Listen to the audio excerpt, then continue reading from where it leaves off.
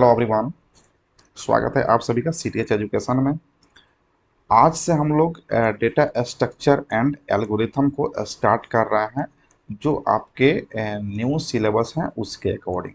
New syllabus के according जो है ना, आपको एक एक करके वीडियो मिलते जाएगा।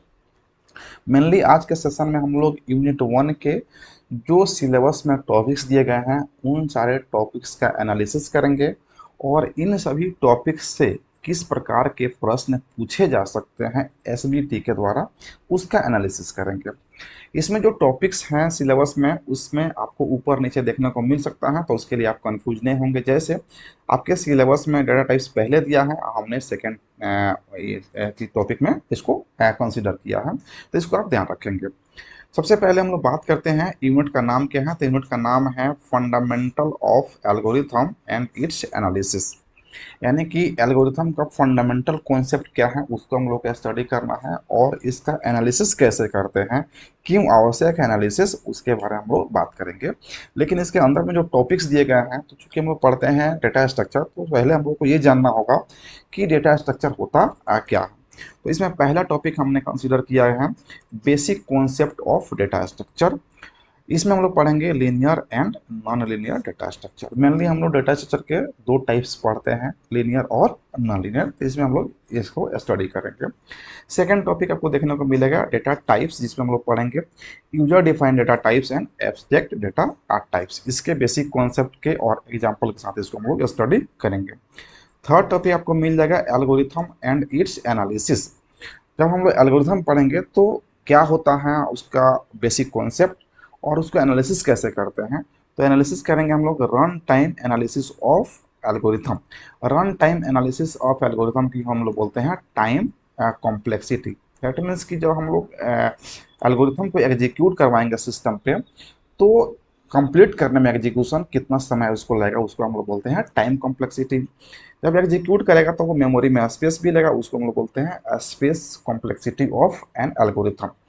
उसमें हम लोग पढ़ेंगे worst case, best case and average case. जब आपका एल्गोरिथम एग्जीक्यूट करेगा तो हो सकता है कि वो बहुत ज़्यादा समय ले, मैक्सिमम। तो जो मैक्सिमम समय लगेगा उसको हम लोग बोलते हैं वर्स्ट केस। जो मिनिमम समय लगेगा उसको हम लोग बोलेंगे बेस्ट केस। और जो मिड यानी कि जो हम लोग एवरेज निकालते हैं, जो उस समय हम लोग लेंगे, तो उसको बोलेंगे एवरेज केस। तो किस केस में कौन सा एल्गोरिथम कितना टाइम कॉम्प्लेक्सिटी देता है या स्पेस कॉम्प्लेक्सिटी देता है, उसको हम लोग यहाँ पे स्टडी करेंगे। और जब हम लोग पढ़ेंगे टाइम कॉम्प्लेक्सिटी और स्पेस कॉम्प्लेक्सिटी, तो उसको रिप्रेजेंट करने के लिए हमें कुछ नोटेशन की आवश्यकता पड़ता है, और उसी नोटेशन को हम लोग बोलते हैं असिम्प्टोटिक नोटेशन। यहाँ पे असिम्प्टोटिक नोटेशन का स्टडी करेंगे और इसमें हम लोग पढ़ेंगे big O notation, omega notation और थीटा नोटेशन। इन सभी के बारे में हम लोग यहाँ पे बात करेंगे। नेक्स्ट है हमारा time complexity of recursive algorithm. Recursive algorithm क्या होता है और इसका टाइम कॉम्प्लेक्सिटी क्या होता है, इसके बेसिक कॉन्सेप्ट के बारे में जानेंगे। साथ ही हम लोग ये भी पढ़ेंगे कि मास्टर थ्योरम का यूज करके हम लोग किसी टाइम कॉम्प्लेक्सिटी का एनालिसिस कैसे करेंगे। तो मेनली आप देख पा रहे हैं यहाँ पे 5 टॉपिक्स आपको देखने को मिल रहा है। पहला हो गया basic concept of data structure, जिसमें इसके टाइप्स को भी देखेंगे। दूसरा डेटा टाइप्स होगा, जिसमें हम लोग यूजर डिफाइंड डाटा टाइप्स और एब्स्ट्रैक्ट डाटा टाइप्स के बारे में पढ़ेंगे। थर्ड टॉपिक हो गया एल्गोरिथम का एनालिसिस, जिसमें हम लोग टाइम कॉम्प्लेक्सिटी और स्पेस कॉम्प्लेक्सिटी के बारे में जानेंगे। इसका वर्स्ट केस, बेस्ट केस और एवरेज केस के बारे में भी हम लोग देखेंगे।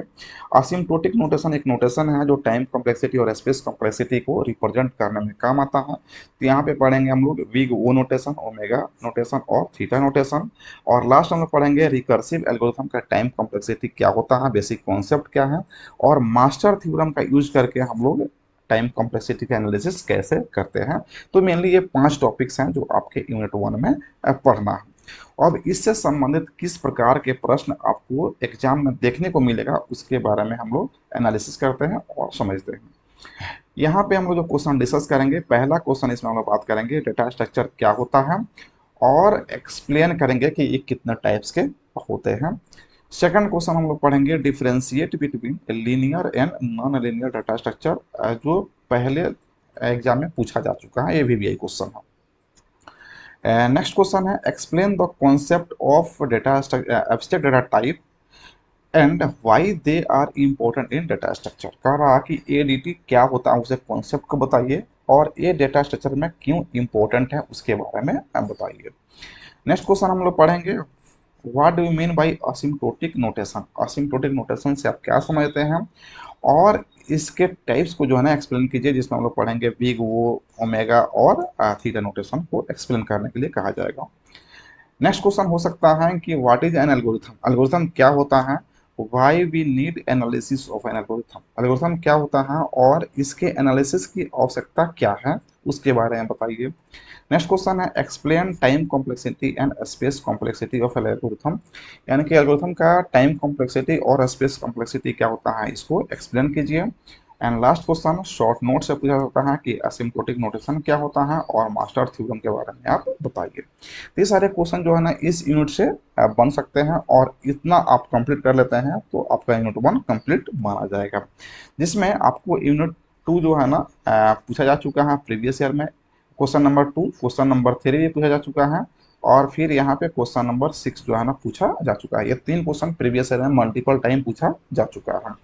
तो आप इन सभी क्वेश्चन को एक बार डिटेल्स में देख लेंगे तो आपको क्लियरली यूनिट 1 कंप्लीट हो जाएगा, और इसी के अकॉर्डिंग आपको एप्लीकेशन पे वीडियो देखने को मिल जाएगा। और सिर्फ डेटा स्ट्रक्चर ही नहीं, बाकी जितने भी आपको कंफ्यूजन है कि सिलेबस चेंज हुए हैं, तो सिलेबस चेंज, न्यू सिलेबस के अकॉर्डिंग आपको एप्लीकेशन पे वीडियो मिलते जाएगा।